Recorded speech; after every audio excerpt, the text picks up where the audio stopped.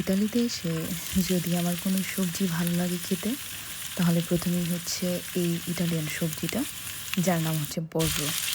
আজকে আমি এটা রান্না করছি কারণ এটার ভাজি খেতে আমার খুবই ভালো লাগে।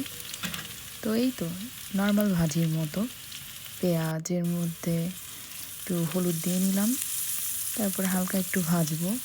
ভাজার পরে আমি এখন সবজিটা দিয়ে দিব। সবজিটা দেওয়ার পর আমি কিছুক্ষণ এভাবেই ভাজতে থাকবো, একটুটা ঢাকনাটা লাগিয়ে দিব।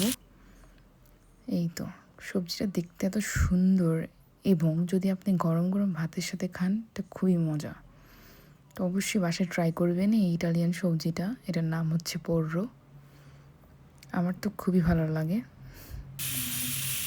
আশা করি আপনাদেরও অনেক ভালো লাগবে। আর সাথে আমি হচ্ছে লাস্টে কিছু কাঁচামরিচ দিয়ে নিয়েছি। এই যে দেখেন কি সুন্দর দেখতে।